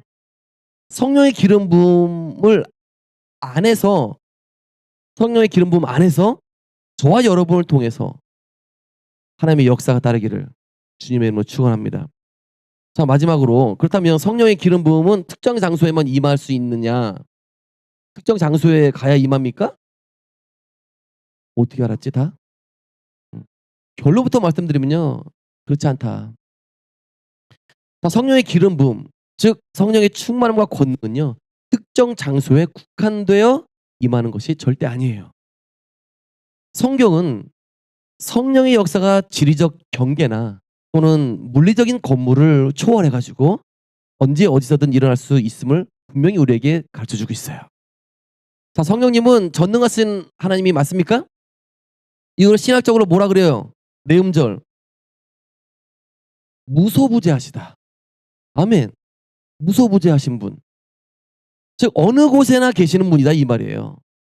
따라서 성령의 능력이 임하는 것은요, 특정 장소에 제한을 받지 않습니다. 우리들 삶에 적용해 보면요, 그 누구도 하나님의 눈을 피할 수조차 없다는 말이기도 해요. 시편 139편 7절에서 10절 가운데, 자, 다윗은 이렇게 얘기를 해요. 내가 주의 신을 떠나 어디로 가며 주의 앞에서 어디로 피하리까? 라고 고백하며 하나님의 보편적인 임재를 잘 노래해주고 있어요. 자, 성령의 기름 부음이 장소에 국한받지 않는 이유는요, 또 뭐가 있겠습니까? 우리의 몸은 뭡니까? 성령이 거하시는 거룩한 성전이기 때문에 그래요. 신약 시대는요, 지금 우리가 살고 있는 이 시대는요, 예수 그리스도를 믿는 모든 신자 개개인이 성령이 거하시는 성전이 된다고 고린도전서 3장 16절 말씀하고 있어요. 자, 그러므로 성령님은 이미 믿는 자 안에서 내주하시기 때문에 단 우리가 성령으로 충만하거나 기름 부음을 받게만 되면 우리 안에서 하나님의 역사가 언제든지 나타날 수 있다는 거예요. 할렐루야. 설마 이런 분은 안 계시겠죠?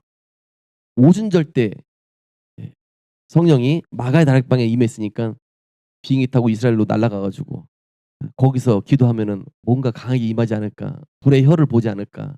응? 이런 분들 없으시겠죠? 자, 사도행전 2장의 오순절 성령 강림 사건은요, 예루살렘의 한 곳에서 일어났지만 이는 성령 시대의 시작을 알리는 그냥 역사적인 이벤트였던 것뿐이에요. 사도행전을 쭉 읽어보면요, 성령의 임재는요, 어느 장소를 가리지 않고 나타났던 것들이 분명히 기록되어 있어요. 어디가 있을까요?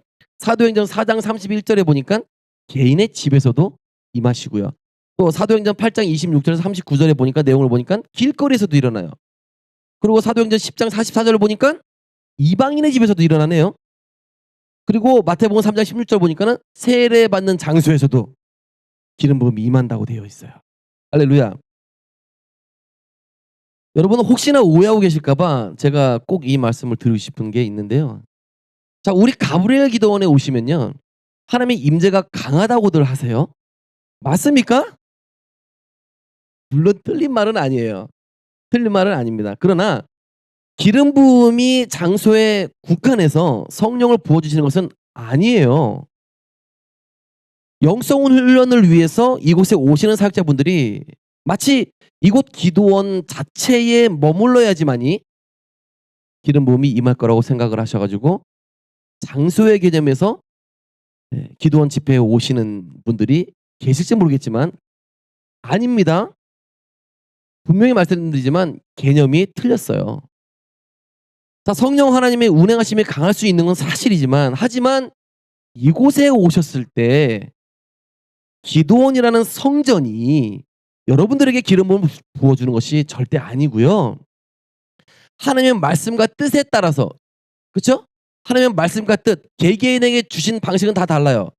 음성이든 감동이든, 예? 아니면 주변 사람의 권유든 권면이든 다 다를 수 있어요. 하지만 하나님의 말씀과 뜻에 따라서 순종해가지고 이곳에 오셨기 때문에 하나님께서 순종과 복종을 보시고 부어주신다는 거예요.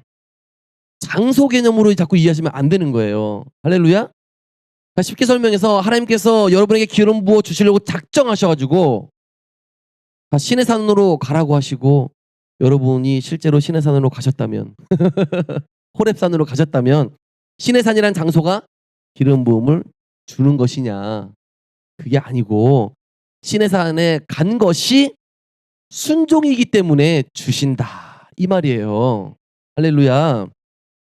어떤 장소가 거룩하기 때문이 아니고 그 집회 장소에 기름 부음이 약수터처럼 쏟아지고 또 부어지는 것도 아니라는 것 정확히 아셔야 됩니다.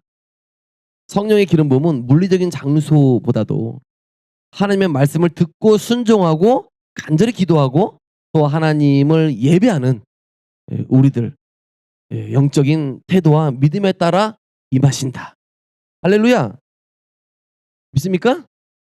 그러니까는 우리 교회, 내 교회, 우리 교회 더 좋아, 뭐 너희 교회는 별로야, 우리 교회는 뭐 기름 부음이 강력해, 오기만 해도 강력해, 그거 아니에요. 할렐루야. 그 사람이 다른 데 가기 원하시는 게 하나님 뜻인데 친구 따라 강남 가면요 거기서 안 줘요. 세상에선 줄지 모르겠어요. 응? 근데 하나님 나라에서는요 안 주는 거예요. 하나님께서 가라고 하시는 곳에 가야 돼요. 하나님께서 하라고 하시는 일을 해야 되는 거예요. 그럴 때 칭찬받고 기름 부음을 더 선물로 받는 거예요. 그러면 내가 어떻게 돼요? 나에게 주신 은사가 나날이 강력해지는 거예요. 그리고 없던 은사도 열리기 시작하죠. 근데 어떻게 돼요? 그것이 아니라 내 생각에 잡혀가지고 또 사탄과 귀신의 거짓말에 속아서 하나님 밖에 떠돌아다닌다. 어? 그럴 때 하나님께서 주시고자 하시는 곳은 이곳이 아닌데 그 준비된 기름 부음을 우리가 받을 수 있겠냐고요. 못 받죠. 못 받아요. 자, 기름 부음을 받은 사역자 모두가 하나님의 능력이 나가는 통로일 뿐이라는 것을 잊지 마시기 바랍니다. 아멘. 이 시간 말씀을 생각하시면서 주여 3장 부르시면서 통성하며 기도하시겠습니다. 주여! 주여! 주여!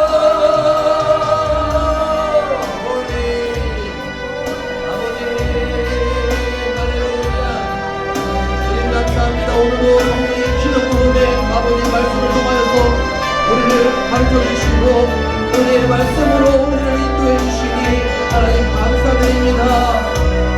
오 주님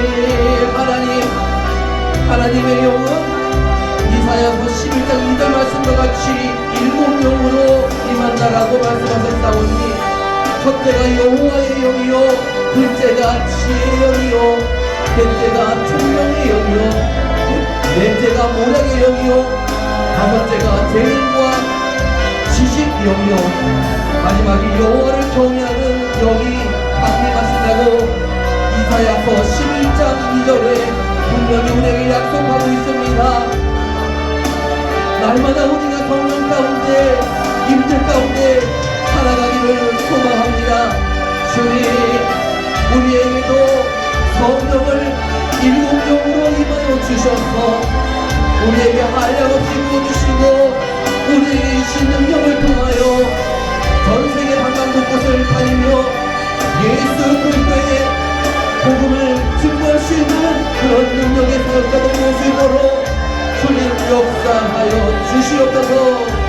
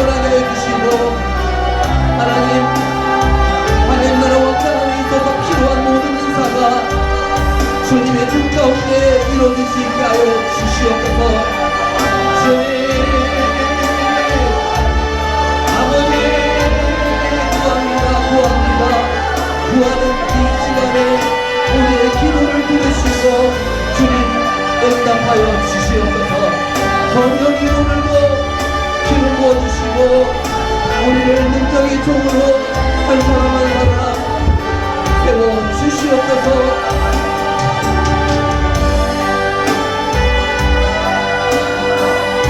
은사를 주시는 그런 은사를 주시는 목적은 고린도전서 12장 7절과 11절에 기록되어 있어요. 각 사람에게 성령을 나타내심을 유익하게 하려 하심이라. 어떤 이에게는 지혜의 말씀, 어떤 이에게는 지식의 말씀, 그리고 믿음과 경고심과 능력 행함과 예언과 영들 분별함과 방언과 방언 통역이 있다라고 말씀하고 있으며, 이렇게 우리에게 은사를 주시는 이유는 성도를 유익하게 하고 하나님의 아름다운 복을 끼치기 위함입니다.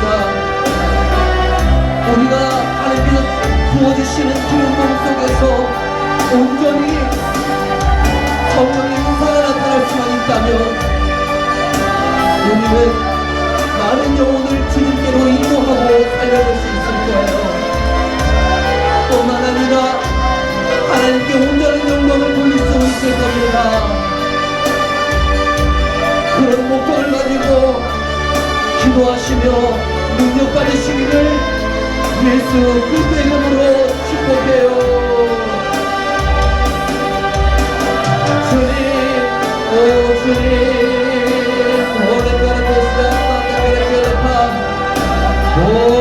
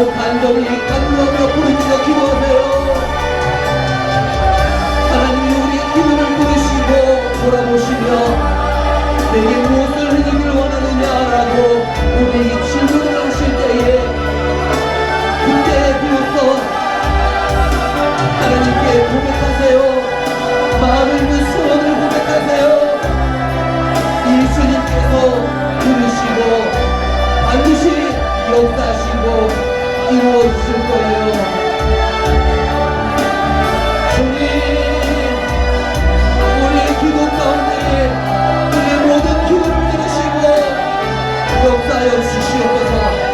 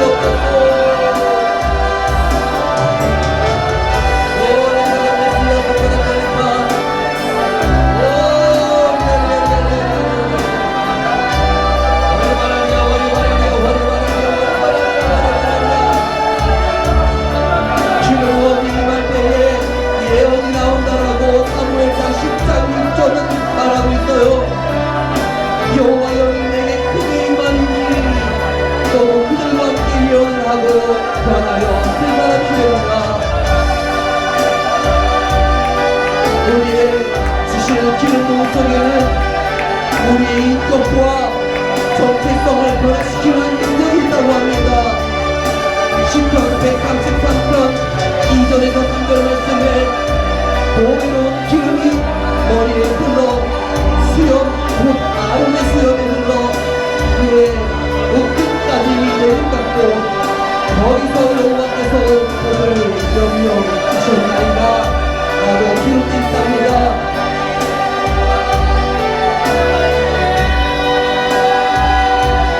그러나 우리가 이렇게 가문의 기도원 집회 장소에서 모여서 오늘 예배 드리는 이유 가운데 하나는 공동체 예배 가운데 하나님의 기름도 있기 때문에 그래요. 역대하 5장 13절에서 14절 말씀에 여호와의 전에 구름이 가득한 이라 제사장들이 눈이 있어서 섬기지 못하였으니 이는 여호와의 영광이 하나님의 전에 가득함이더라 라고 말씀하고 있어요. 이렇게 하나님의 성전에 하나님의 임재가 가득하다라고 말합니다. 저는 소망합니다. 오늘 우리 이 자리에 모인 가문을 기도원에 모인 이 자리에 이 하나님의 성전에도 하나님께서 충만히 임재하여 주셔서 우리에게 임하시고 우리를 만져주실 줄로 믿어요. 성령과 예배 장소에도 기름 부음이 임한답니다.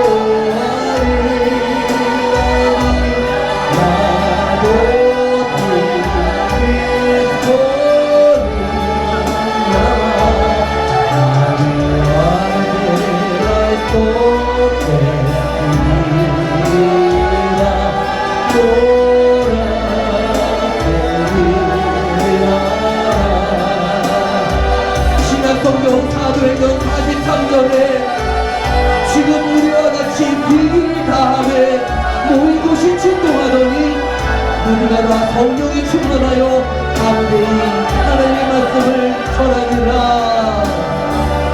우리와 같이 이렇게 이 한 곳에 모여서 성령의 기름부음 또 하나님의 복음 증거를 위하여 빌기를 다하는 우리들에게 사도행전 4장 31절과 말씀과 같이 동일하게 부어주실 줄 믿습니다. 한 사람도 빠짐없이 성령의 기름 부음 속에서 성령의 충만한 가운데로 은혜 받고 돌아가시기를 예수 그리스도의 이름으로 축복해요.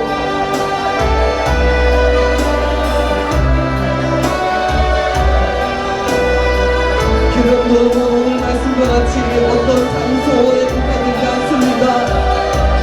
물리적인 공간에 국한되지 않아요. 처음 길기를 다음에 마갈다락 방에서 성령의 기름 부음이 임하고도 그 다음 사도행전 1장 14절에 또다시 더불어 마음을 같이하여 기도할 때에도 성령이 강력히 임하여 주셔서 그 기름 부음 속에서 충만했다라고 얘기합니다. 이것으로 우리가 알 수 있는 것은 날마다 기름 부음을 받아야 한다는 거예요. 날마다 기름 부음을 받으셔야 해요. 오늘 우리 사역자는 오늘의 기름 부음으로 오늘의 사역을 할 수 있답니다.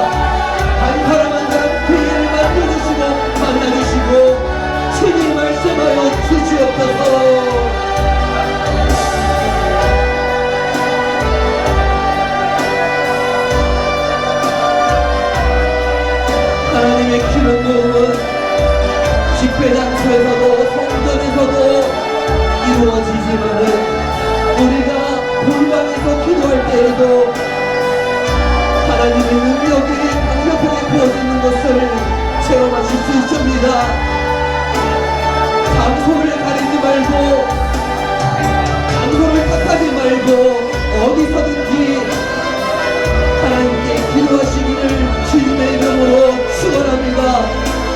어디서든지 기도할 때에 하나님의 기름 부음은 그것이 골방이 되었든 성전이 되었든 또는 자동차 안이 되었든 길거리가 되었든 간에 하나님은 만나주신다는 거예요.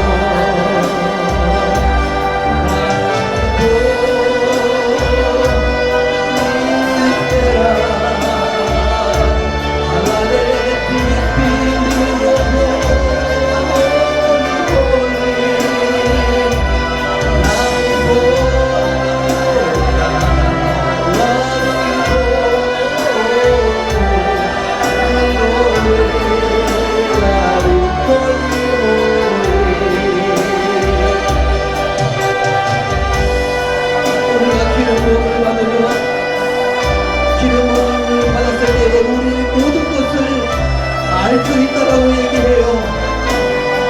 우리는 누구에게 가르침을 받을 필요도 없다. 이 말은 성령 하나님께서 우리를 이끄시며 친히 우리에게 말씀하시고 우리를 가르치시고 우리를 이끌어 주신다는 말씀이에요. 요한일서 2장 20절과 2장 27절에 약속하고 있습니다. 그러나 가장 중요한 것은 기름부음을 받고 우리가 날마다 유의해야 되는 겁니다. 기름을 부어주시는 것은 하나님의 몫이지만 기름부음을 유지해야 하는 것은 우리의 몫인 거예요. 우리가 우리의 목소리 다할 때에 하나님의 기름부음은 우리에게 차고 넘쳐서 내 가족과 내 이웃에게 흘러 넘치며 하나님의 놀라운 역사가 나타나고 우리가 그것을 두 눈으로 목도하게 될 것이에요. 우리가 삶 가운데 성령을 소멸하지 않도록 주의하시기 바랍니다. 성령 하나님은 소멸되어집니다. 소멸되어지지 않도록 주의하셔야 하고 성령을 근심하게 하지 마셔야 해요. 우리가 그 안에서 인치심을 받았다라고 에베소서 4장 30절은 우리에게 말하고 계십니다.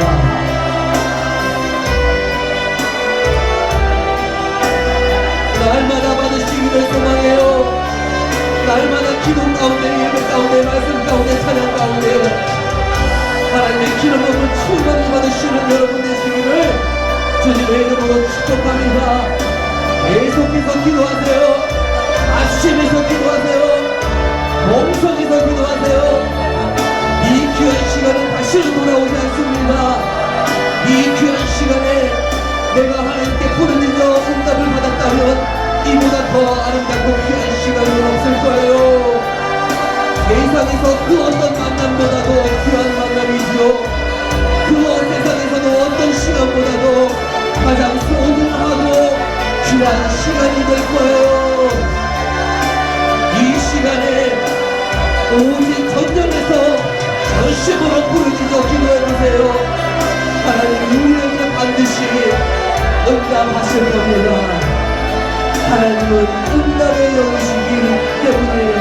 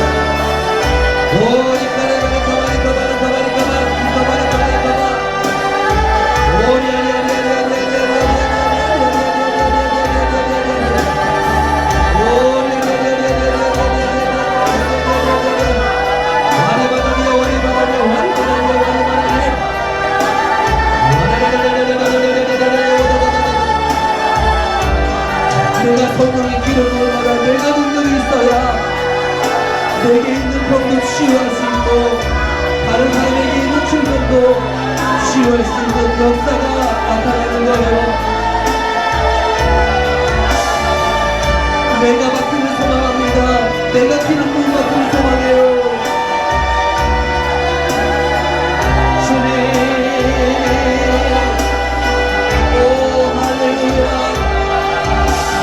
오리 코레테스야 파레데리카라타나 아란자타 파데리카라타니카라타시 아도 코레테스야 파레데리카라타니카라타시 오리레레레레레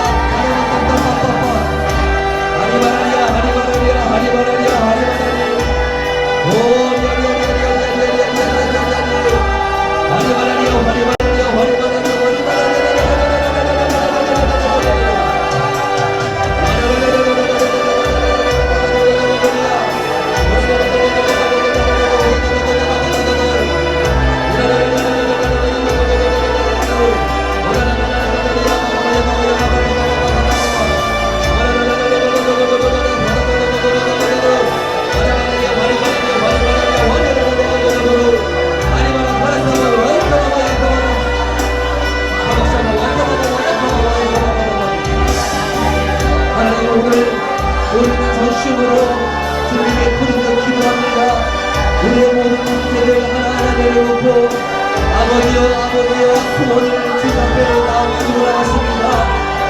십자가 앞에 우리의 몸은 기도대로 올려놓을 싸우니 하나님 오늘 우리의 중심을 보시고 우리의 부르짖는 마음을 보시고 우리의 기도를 들으시며 응답하여 주시옵소서.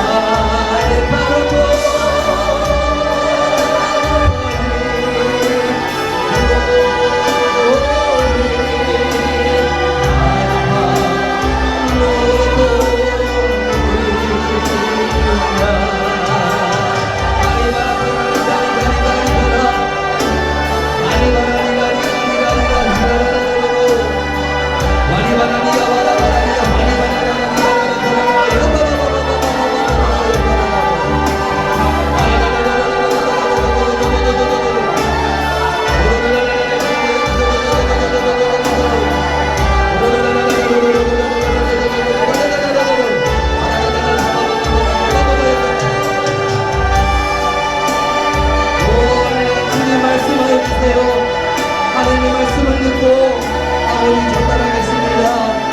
하나님 말씀하세요. 듣고 전달하겠습니다. 오 주님.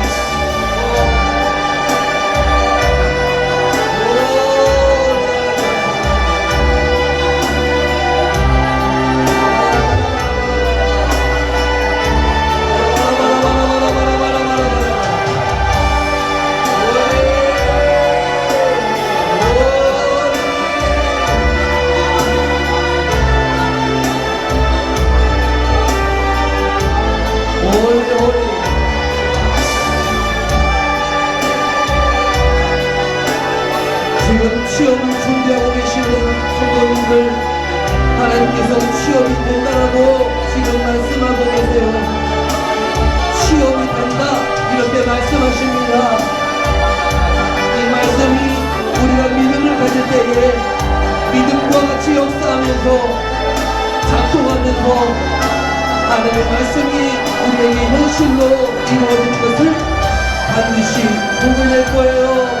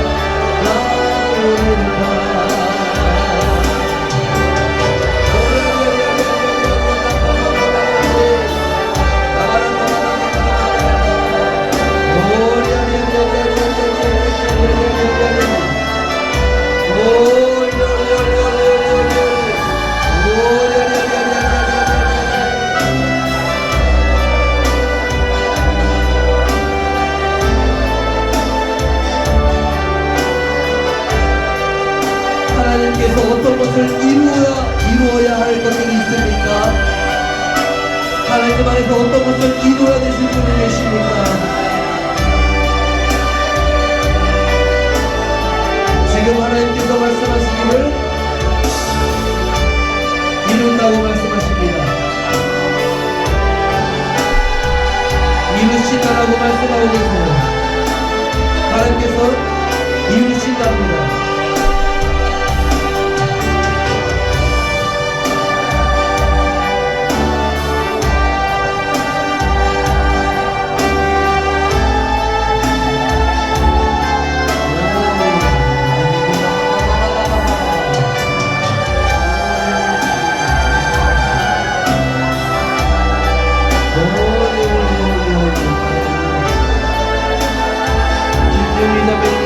김유미자매님의 허리를 하나님께서 치유하신답니다. 김유미자매님 허리 아픔도 하나님께서 이 시간에 치유하신다고 말씀하셨어요. 하나님께서 분명히 이루실 겁니다.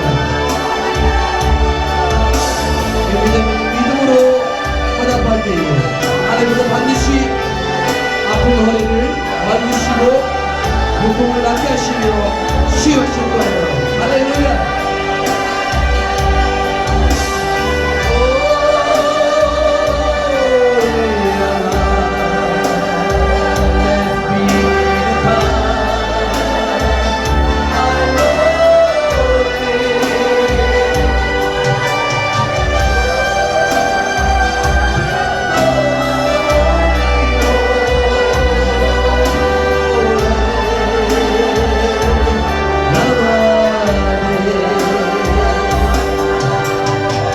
하나님께서 말씀하시고 하나님께서 역사하시겠다라고 선포하시면 하나님은 이루시는 분입니다.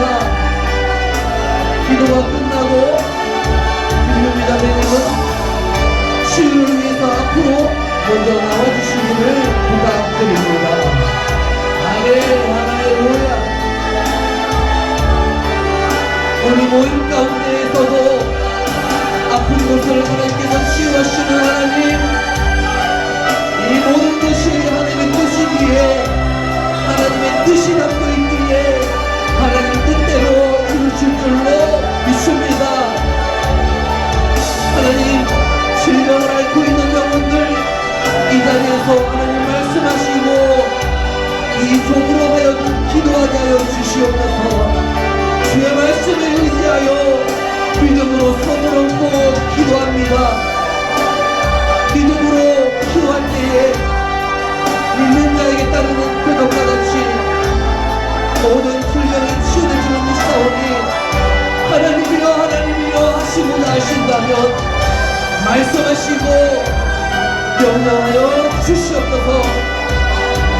믿음으로 손을 얹게 싸움나이다. 하나님, 사탄마귀 귀신의 억눌리고 갇힌 영혼들이 있습니까? 아버지, 이 시간에 기름 부음 속에서 모든 악한 영들이 밀려날 줄로 믿습니다. 오늘도 기름 부음을 받고 은혜를 받아야 할 주님의 일꾼들에게 아낌없이 기름 부어주셔서 모든 사탄마귀 귀신과의 싸움에서 날마다 승리하여 하나님께 영광을 돌리는 귀한 능력의 일꾼들이 될 수 있도록 주님 안수하셔 주시고 축복하여 주시고 기름 부어 주시옵소서.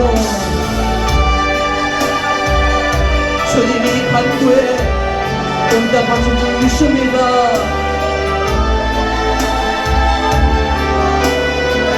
그 밖에 모든 막힌 문제들 하나하나 성령의 기름 부음이 임할 때에 성령 하나님께서 내 안에서 반드시 일을 하시고 역사하시고 우리의 문제도 하나하나를 대입하여 주셔서 해결하여 주십니다.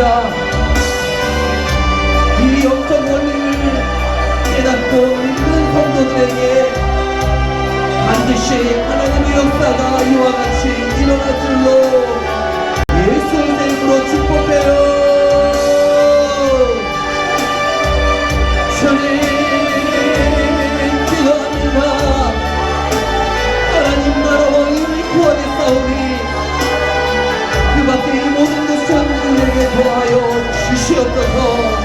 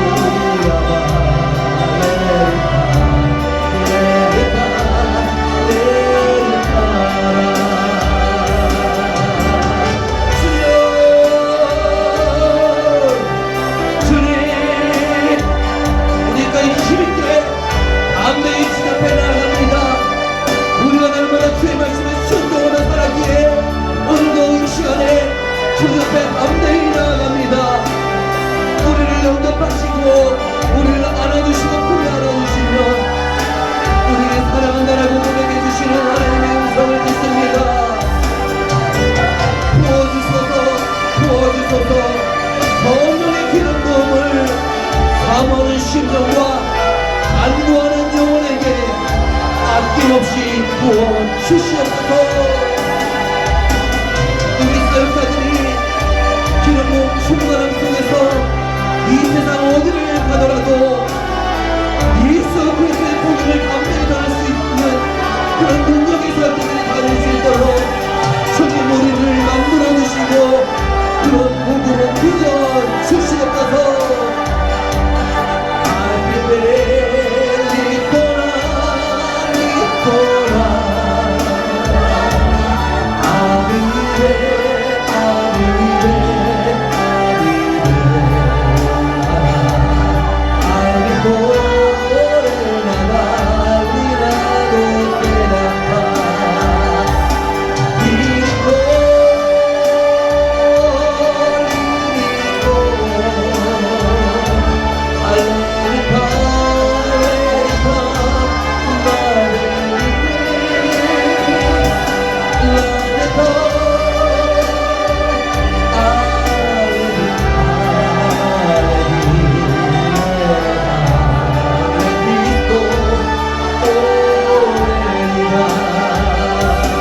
아버지여,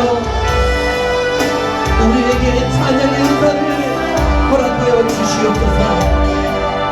하나님의 찬양의 은사는 우리들에게 메들리와 같이 증거될 거예요. 하나님, 우리가 언제 어디서든지 날마다 기도하며 우리가 어디서든지 어느 때든지 입술로 찬양하기를 원해요.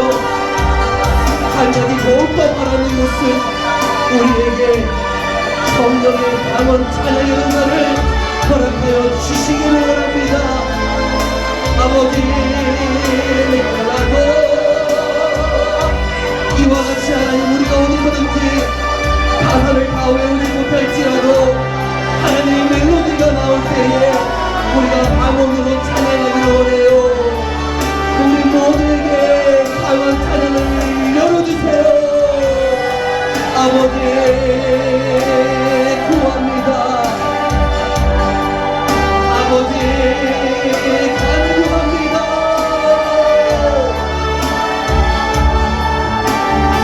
아버지, 역사하여 주시옵소서.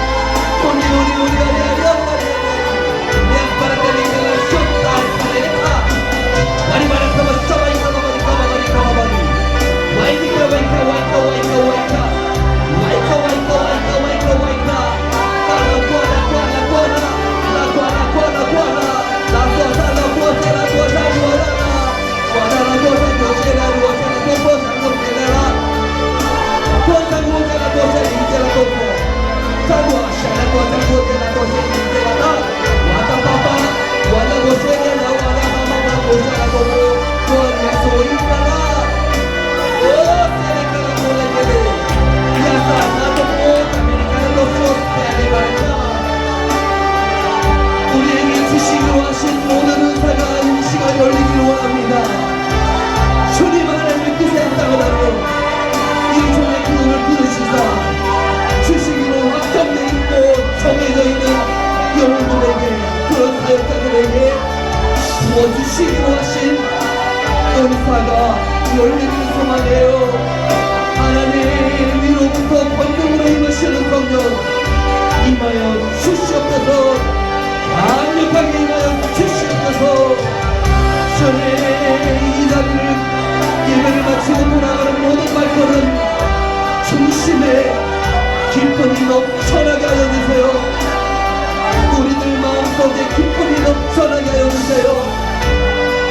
우리 중심에 기쁨이 넘친다는 얘기는 우리가 오늘 이 자리에서 하나님께 은혜를 받았다라는 증거예요.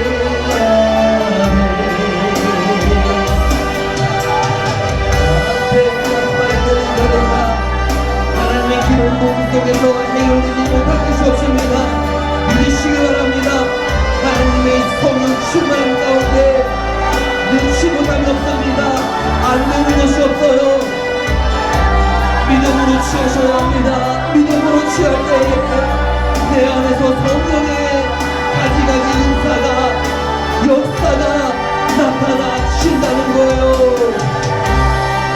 믿음으로 받으시고 믿음으로 행하세요. 믿음이 없는 자는 하나님을 기쁘시게 하지 못한답니다.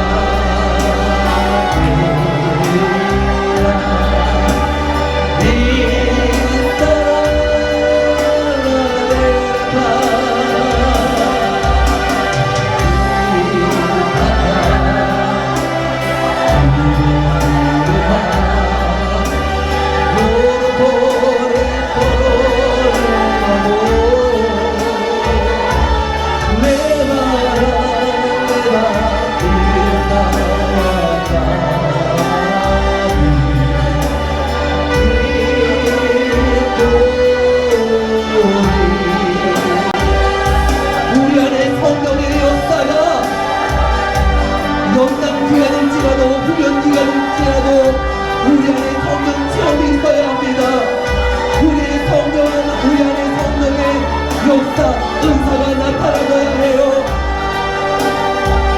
이것은 남을 이롭게 하고 유익하게 하기에 앞서서 내 자신에게 무한한 유익이 됩니다. 나의 영성에도 나의 믿음 생활에도 크나큰 유익이 있어요. 우리가 날마다 기도할 때에 하나님의 응답을 받는다고 한다면 이보다 더 좋은 것이 없지요. 우리가 기도해도 답답한 이유가 무엇입니까? 응답을 못 받기 때문에 답답한 거 아닙니까? 주는 몸을 충만히 받아보세요. 어떤 방식으로든 하나님께서 우리에게 응답하시고 살아계신 하나님의 음성을 우리 모두가 다 듣게 될 것이에요. 믿으세요. 우리가 해야 할 것은 오직 한 가지입니다. 성령의 기름 부음으로 우리에게 알딱이 주신 목포치만큼 우리의 그릇만큼 성령의 기름 부음으로 충만해지는 것이에요.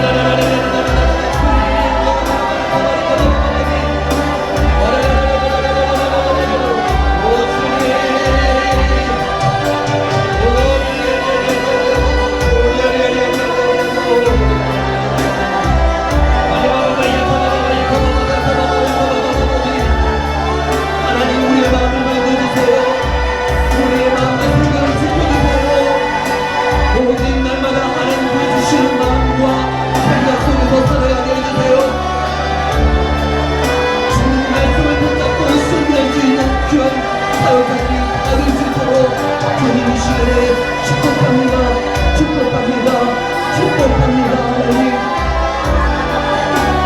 우리에게 시신을 하시는 달려오는 주님을 오늘 이 시간에 우리 모두에게 부어 주시옵소서.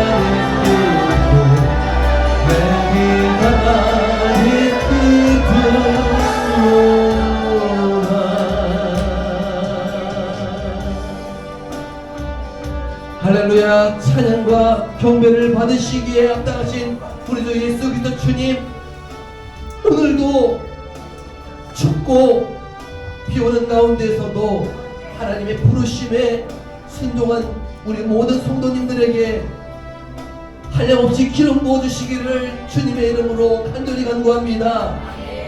우리에게 친히 안수하시고 인치시고 성령의 기름 부음 충만하여 돌아갈 수 있게 해주시되, 돌아가는 발걸음 속에 우리의 중심 마음으로부터 그 알 수 없는 하나님의 기쁨이 희락이 넘쳐나게 하여 주시옵소서.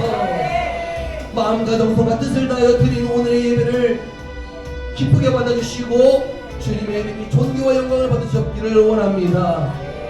날마다 근육과 자비 가운데 우리를 인도해 주실 믿사옵고, 한 주간도 말씀 안에서 성령의 인도하심 안에서 사명 잘 감당하고 승리할 줄로 믿사옵고 축복하오며 예수 이름으로 감사하며 기도합니다.